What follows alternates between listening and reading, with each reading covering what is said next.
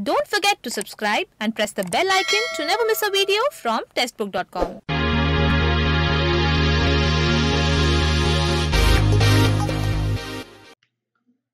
नमस्कार, स्वागत है आपका टेस्टबुक बैंकिंग में।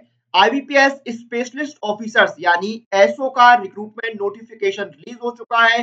इसके ऑनलाइन रजिस्ट्रेशन स्टार्ट हो चुके हैं 2 नवंबर 2020 से और जो लास्ट डेट है अप्लाई करने की वो है 23 नवंबर 2020। आपका जो प्रीलिम्स का एग्जाम है वो 26 और 27 दिसंबर 2020 को कंडक्ट होगा। मेंस का एग्जाम आपका 24 जनवरी 2021 को कंडक्ट होगा और आपका जो इंटरव्यू है वो फरवरी 2021 में होगा और प्रोविजनल अलॉटमेंट अप्रैल 2021 में होगा। टोटल वैकेंसी काउंट की अगर मैं बात करूं तो वैकेंसी काउंट है 647।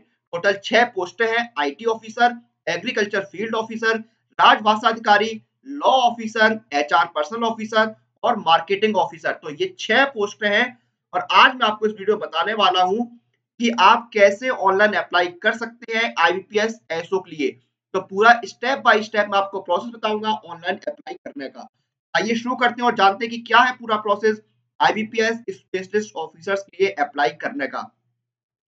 सबसे पहले आपको आईबीपीएस की जो ऑफिशियल वेबसाइट है उस पर विजिट करना होगा। जब आप आईबीपीएस की ऑफिशियल वेबसाइट पर विजिट करेंगे तो आपको देखिए फ्लैश में होता हुआ मैसेज वहां पर शो हो जाएगा। सबसे ऊपर आपको एक मैसेज शो होगा, कई मैसेज होंगे लेकिन उसमें एक मैसेज होगा, click here to apply online for common recruitment process for specialist officers 10 यानी सीआरपी एसपीएल 10। तो इस पर आपको क्लिक करना होगा। जब इस पर आप क्लिक करेंगे तो सीआरपी स्पेशलिस्ट ऑफिसर का जो विंडो है वो ओपन हो जाएगा।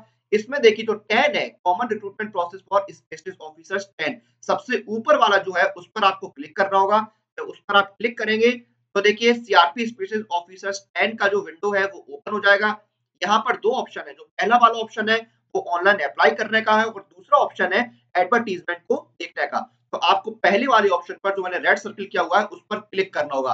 अब उस पर आप क्लिक करेंगे तो आपके देखिए यहाँ पर रजिस्ट्रेशन विंडो ओपन होगी। इसमें दो तरीके हैं, अगर आप ऑलरेडी रजिस्टर्ड है तो आपको लॉगिन करना होगा अपने लॉगिन डिटेल के साथ और अगर आप रजिस्टर्ड नहीं है तो देखिए राइट हैंड साइड में सबसे ऊपर की साइड एक ऑप्शन आ रहा है, click here for new registration, yellow box में।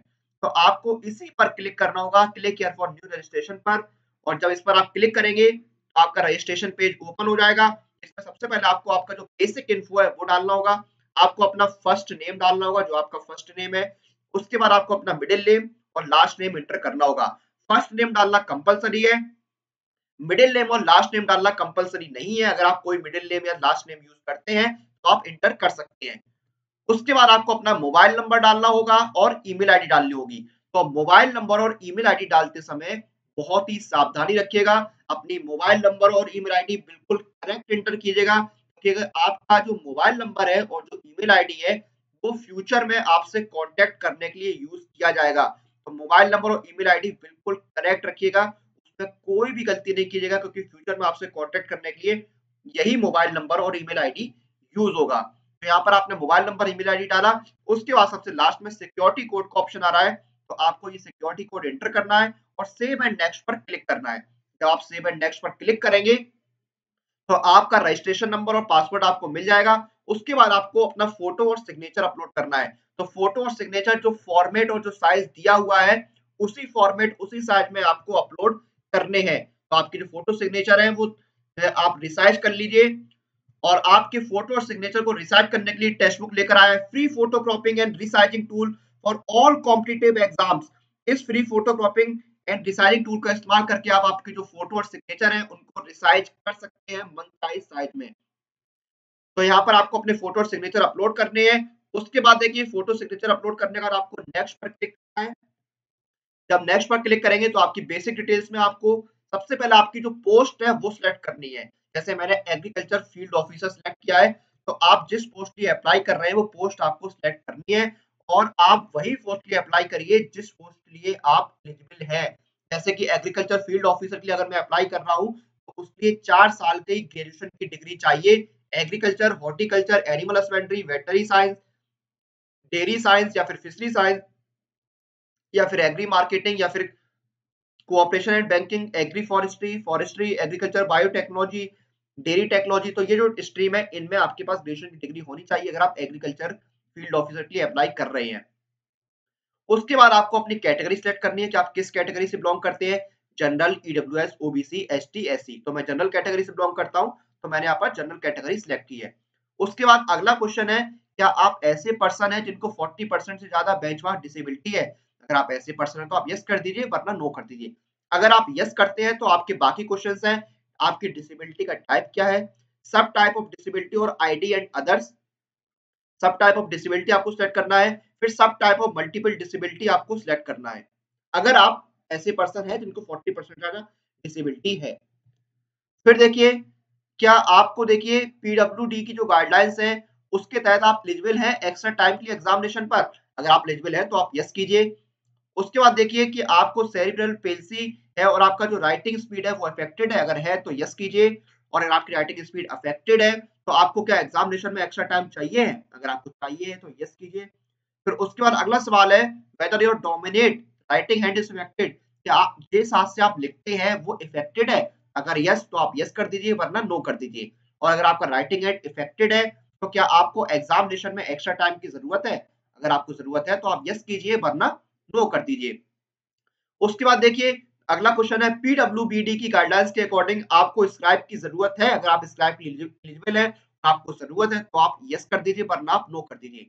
अगला क्वेश्चन है, आर यू ए चाइल्ड और family member of those who died in 1984 रियॉट्स? इसमें आप यस या नो कर दीजिए। फिर उसके बाद है, क्या आप रिलीजियस माइनॉरिटी कम्युनिटी से बिलोंग करते हैं? अगर आप बिलोंग करते हैं रिलीजियस माइनॉरिटी कम्युनिटी से तो आप यस कीजिए, वरना यहाँ पर नो कर दीजिए। उसके बाद आपको अपना रीजन चुनना है, आप जिस भी रिलीजन से, जिस भी धर्म से बिलोंग करते हैं वो चुनिए। फिर are you an ex serviceman, क्या आप एक्स सर्विसमैन है? अगर आप एक्स सर्विसमैन है तो आप यस कर दीजिए, वरना नो कर दीजिए। और अगर आप एक्स सर्विसमैन है तो आपकी जो सेवा काल है, आपने जितने महीने सर्विस की है वो आपको यहाँ पर 3 डिजिट में मंथ्स में मेंशन करनी है। फिर देखिए यहाँ पर अगला सवाल है, क्या आप अभी भी डिफेंस में अपनी सेवाएं दे रहे हैं, वहां पर कार्यरत हैं और एक्स सर्विसमैन के तौर पर अप्लाई कर रहे हैं? अगर आप ऐसा कर रहे हैं तो यस, वरना नो कर दीजिए। और आप यहाँ पर यस करते हैं तो आपको अपनी जो रिटायरमेंट की डेट है वो यहाँ पर सिलेक्ट करनी होगी, डेट, मंथ और ईयर फॉर्मेट में। उसके बाद देखिए, have you joined a government job on the civil side after availing the benefit given as an ex serviceman? तो यस या नो आप कर लीजिए, अगर आपने बेनिफिट लिया है तो यस कर दीजिए, वरना नो कर दीजिए। फिर देखिए, क्या आप गवर्नमेंट सर्विस या फिर पब्लिक सेक्टर अंडरटेकिंग में काम कर रहे हैं? यस या फिर नो कर दीजिए।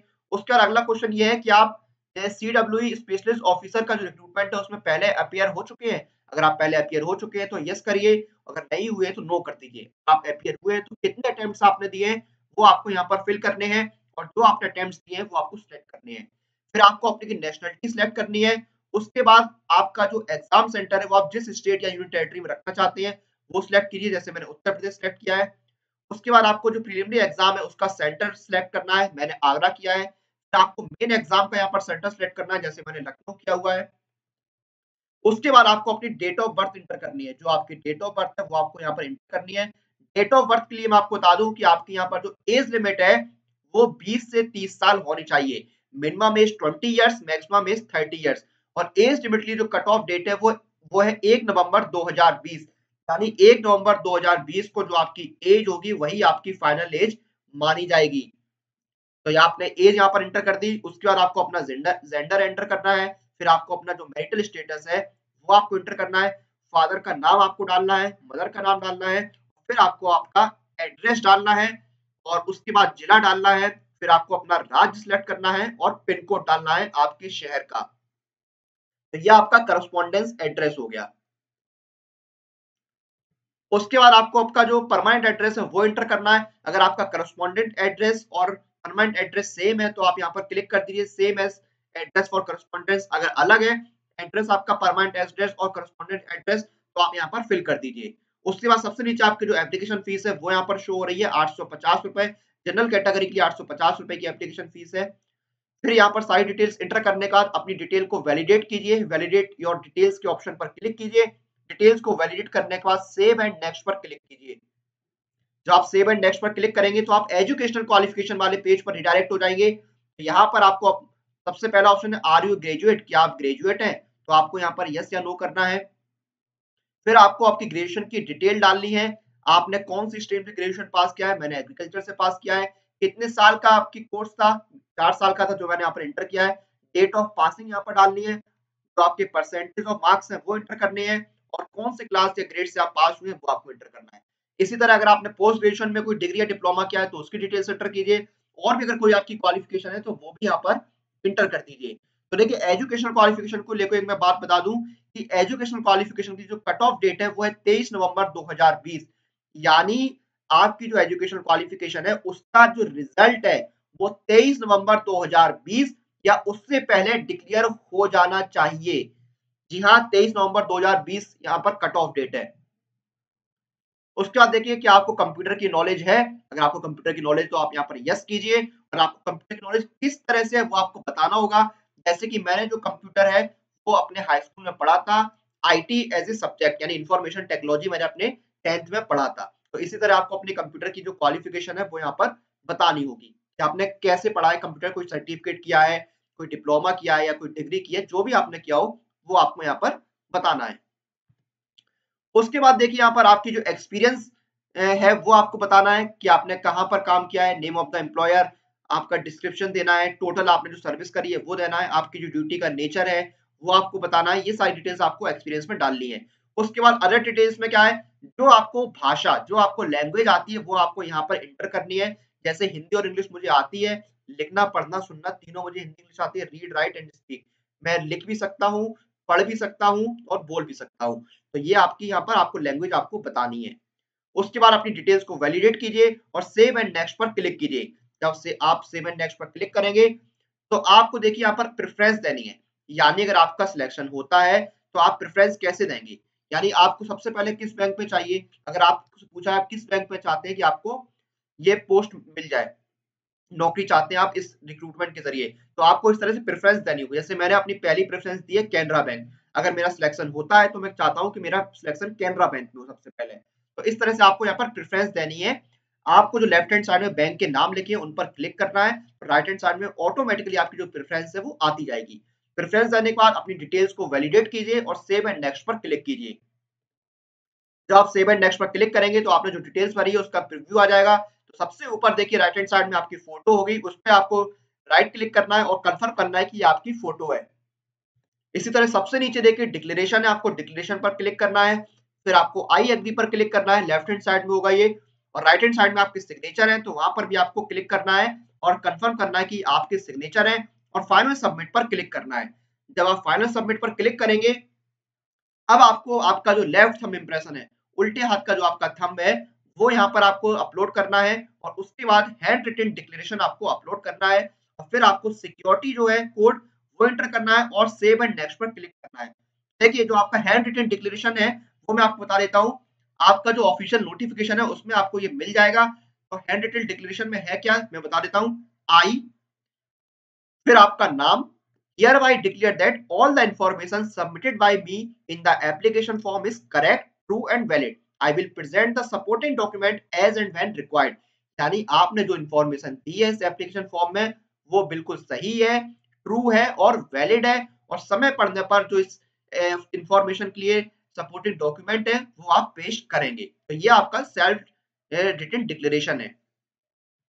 उसके बाद देखिए सेल्फ रिटन डिक्लेरेशन और थंबनेल, आपने आपका जो थंब इंप्रेशन है वो आपने अपलोड कर दिया। अब आपका देखिए यहाँ पर अमाउंट आ गया है, जो फी है आपकी वो 850 रुपए जनरल कैटेगरी के लिए। आपको सिक्योरिटी कोड एंटर करना है और सबमिट पर क्लिक करना है। जब आप सबमिट पर क्लिक करेंगे तो आप रिडायरेक्ट हो जाएंगे पेमेंट पेज पर। यहाँ पर अलग अलग जरिए हैं पेमेंट करने के, इंटरनेट बैंकिंग है, credit card, debit card, UPI. तो आप जिस जरिए से पेमेंट करना चाहते हैं डिटेल्स एंटर कीजिए और अपना पेमेंट कर दीजिए। आपका पेमेंट सक्सेसफुल होने के बाद आपका जो रजिस्ट्रेशन है वो कंप्लीट हो जाएगा। तो ये है पूरा प्रोसेस आईबीपीएस एसओ के लिए ऑनलाइन अप्लाई करने का, जो मैंने आपको स्टेप बाय स्टेप इस वीडियो में बताया है कि किस तरह आप रजिस्टर कर सकते हैं आईबीपीएस एसओ के इस रिक्रूटमेंट नोटिफिकेशन के लिए। ऑनलाइन रजिस्ट्रेशन 2 नवंबर 2020 से स्टार्ट हो चुके हैं, और जो लास्ट डेट है अप्लाई करने की वो है आपकी 23 नवंबर 2020। और इस वीडियो को हम समाप्त करें उससे पहले आपको बताना चाहते हैं कि टेक्स्ट बुक आपने लेकर आया है मेगा सेल 24 आवर्स ओनली, जहां पर आपको मिलेगा ईयरली टेक्स्ट बुक पास सिर्फ ₹299 में, और इस ईयरली टेक्स्ट बुक पास में आपको मिलेंगे 100 प्लस कोर्सेज और 6500 plus test. Offer ends tonight. तो ये था आईबीपीएस एसओ का ऑनलाइन अप्लाई करने का पूरा प्रोसेस। इसी के साथ इस वीडियो को हम यहाँ पर समाप्त करते हैं। आप लोग अपनी एग्जाम प्रिपरेशन और एग्जाम रिलेटेड अपडेट लिए टेक्स्ट बुक बैंकिंग के साथ बने रहिए। Press the bell icon for all the latest update regarding your exam.